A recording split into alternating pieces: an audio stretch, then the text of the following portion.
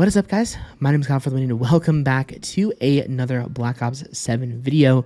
Today we have a whole bunch more information surrounding the game, including operators, more map images, and we, as I expected yesterday, we got all of the Prestige icons, and now we know what Prestige 1 all the way through Prestige 10 is going to look like here within Black Ops 7, which is awesome. But again, before we get into that, we are going to go ahead and start off in the order of the tweets that came out today, talking about the operators as well as the multiplayer maps. So starting off here, first off with the operators, we have a whole bunch of awesome operators here on launch. We've got a total of 24 operators on day one, which is pretty cool. Now, of course, 4 of these operator skins are in the Vault Edition, so if you don't have the Vault Edition, then there are 20 operators at launch, and that also doesn't include the zombies. There's 16 multiplayer dedicated ones, and then of course we have all 8 of the zombies character, which is pretty darn awesome.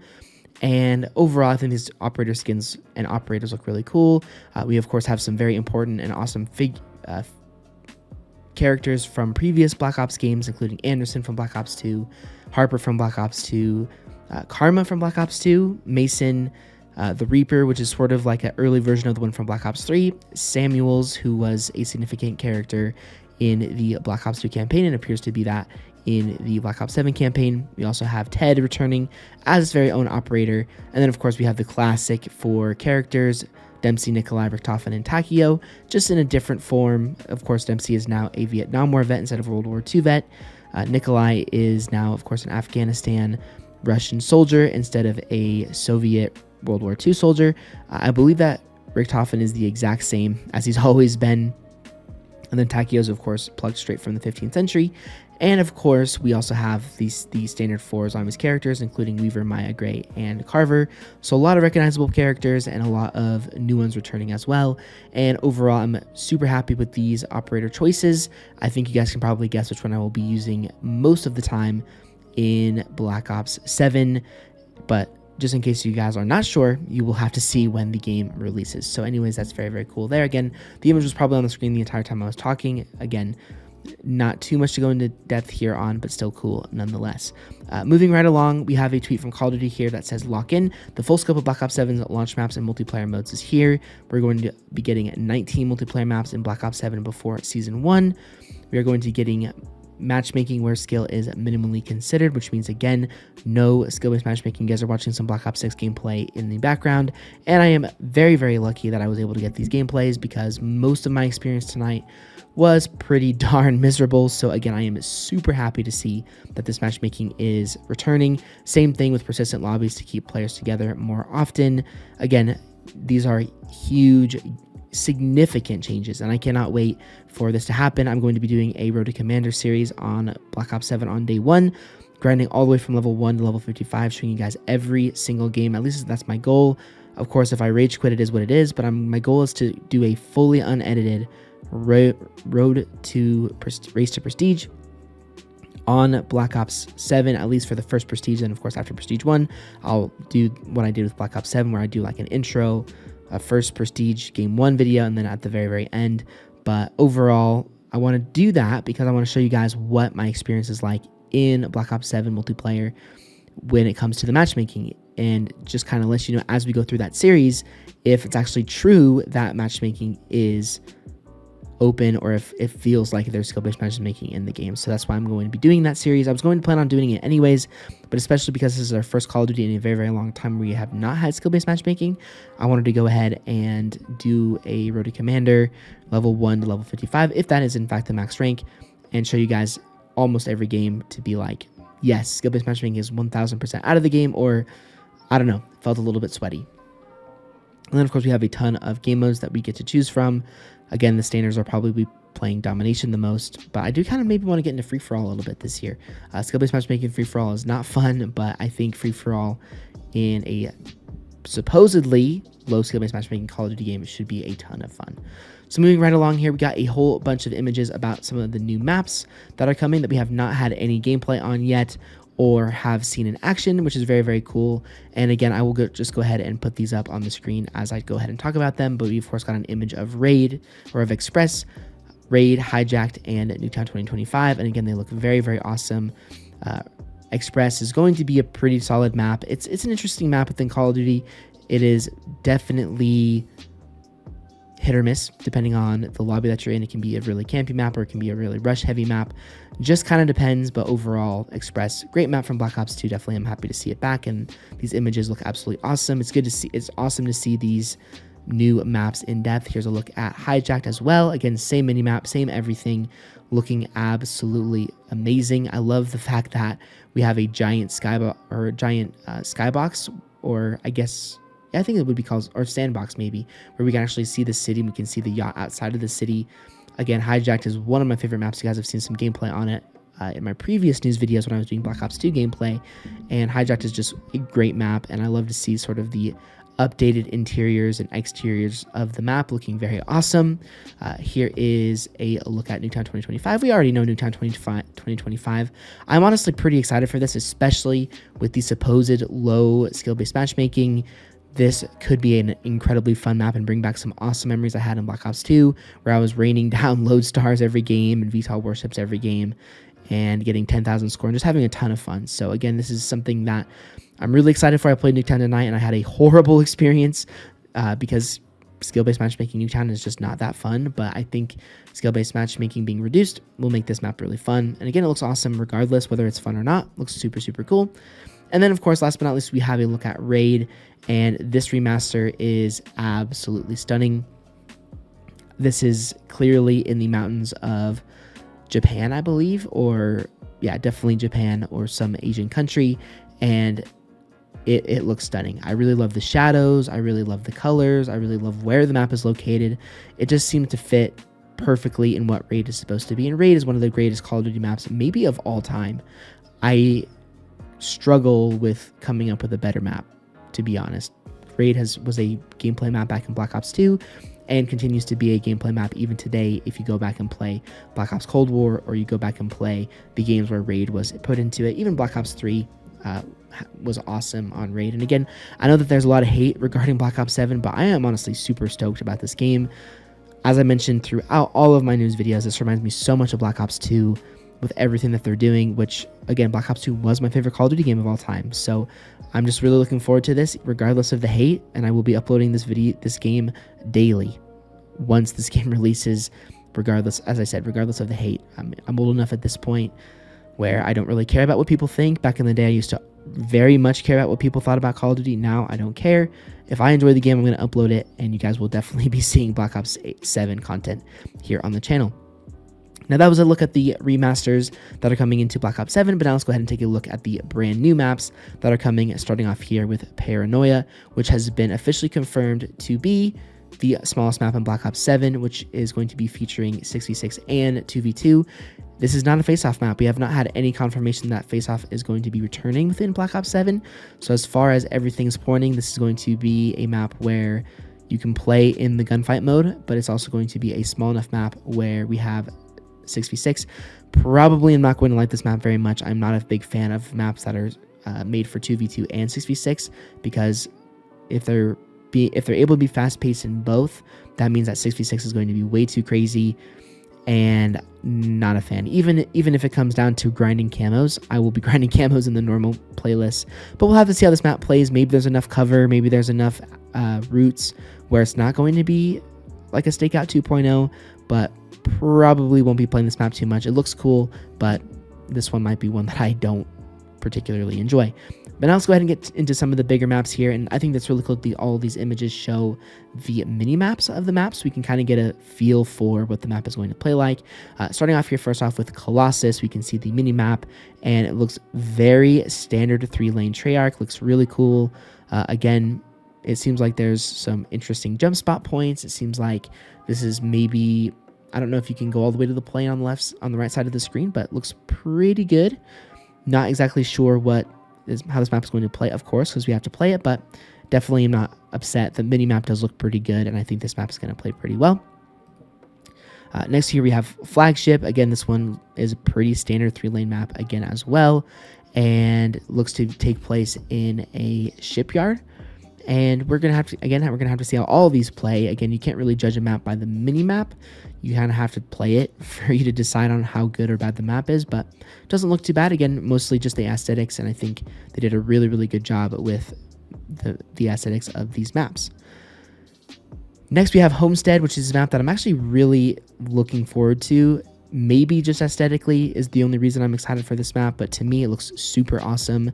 I think I love the fact that we have the Northern Lights in there. We've got it's a snow-themed map. I've always loved snow-themed maps. It reminds me very much of Whiteout from Call of Duty Ghosts. And if we look at the mini-map here, it looks like there's a lot of water areas, which could potentially be a problem on the map if there's people just camping in the water the entire time, or maybe this blue is going to be not just water, but ice, so that you maybe can get on the outskirts. So that might be something that might be a problem. We're going to have to see, but I mean, aesthetically, and when I say aesthetically, or when I say that I like the map, I mean mostly aesthetically. We have to play it and see how it plays out, but overall, I think this might be my favorite base Black Ops 7 map that is not a remaster. And then finally, we have Retrieval. Again, another snow map, which is a map that I might really enjoy. For some reason, snow maps have always done it for me within within Call of Duty games. I don't know why, but I mean, we're not talking about Derail, of course, but for the most part, like Summit, Summit was great. Of course, that's probably the best snow map in the entire franchise. We've got Grid from Black Ops 1. We've got WMD from Black Ops 1. Those three maps are probably the best snow maps ever made, and I love them. And so I've always kind of had a little bit of a bias towards snow maps, and Retrieval looks very awesome as well. Of course, it looks like, but unfortunately, the mini map, I will just be completely honest, it does not look great, in my opinion. The mini map doesn't look great. I think there's not really any solidified 3 lanes. It looks like there's a lot of sort of cover areas, and it really just depends. Looking at the image, it looks like the concern that I had was the cover was going to be too short, but looking at the images here, it looks like they are tall, and which means that maybe it's going to play better than it looks, but we're going to have to see, of course, when it comes to launch. But overall, again, I'm definitely happy with these maps, at least aesthetically, and hopefully they all play pretty well. And if they don't, that's okay too, but again, they look pretty awesome. And it is actually kind of fun here. I'm looking at a tweet here from a guy named Disco Bear, and he says, this game is shaping up to be one of the best CODs we've had in the last 5 years. No strict skill-based matchmaking. The maps are looking beautiful, which is a very important thing too. Boring maps contribute to making the game a boring game. I have to agree with that. It looks like it's just so funny when we talk about Black Ops 7. There's like so much hate, even though it seems so much like they're going all out to make this game absolutely incredible. And again, I think that is going to be a huge thing. I think it's going to be a huge thing for my channel personally, because I'm actually going to focus on Call of Duty, and there's kind of a lot of people quitting, which could open up a huge door for me to make this channel grow and be the Call of Duty channel that I want it to be. But now, guys, I know that we spent a ton of time going through all those maps, but now it is time to officially jump in to the Prestige 9, 10, and Master. And I gotta say, they definitely saved the best for last. I'll go ahead and put them on the screen right now for you guys to take a look at. And I gotta say, I'm impressed. These are absolutely awesome. The ones before were not bad. None of the Prestige icons were bad, but 9, 10, and Master Prestige are absolutely incredible. Again, you guys can see them here. I think there's no doubt about it that 9 is my favorite, because if you guys look at my channel aesthetic, you look at my channel art, it is fully fledged black and red, and this is like my aesthetic to a T. In fact, it almost even looks like my logo for this channel, which is absolutely awesome. And then we have Prestige 9, which looks very awesome as well, sort of a Grim Reaper, a mech Grim Reaper, and the Master Prestige icon looks absolutely amazing as well. Probably the best one, even though 9 is probably my favorite out of all of them. 10 is probably my favorite as far as how cool it looks.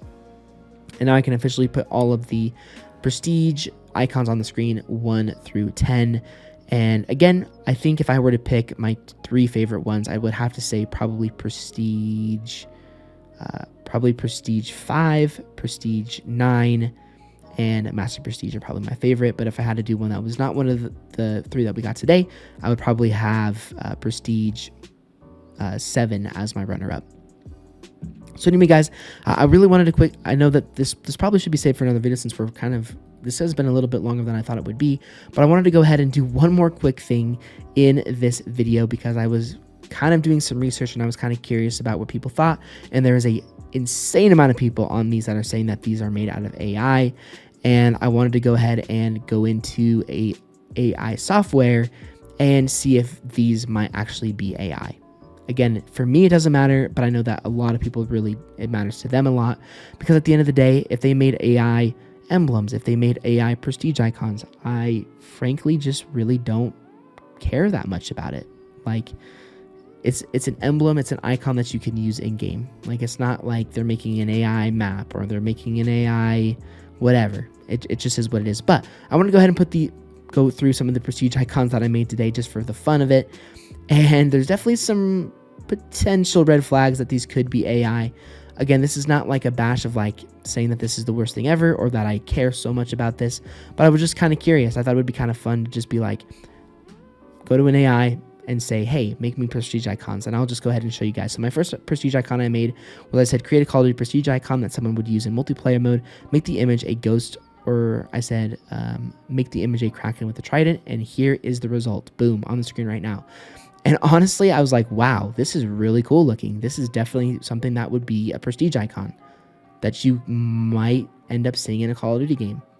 And then I kind of looked at the ones that we were given, and I was like, okay, yeah, I can definitely see some potential theories about how these potentially could be AI. I mean, I guess the prompt for maybe Prestige 10 would be, or Prestige 9, my favorite would be like, put a mech skeleton head in a fighter pilot mask and have it be black and red. And then that might have been maybe something that sort of spit out at it, but then the developers went in and they adjusted it to make it look better.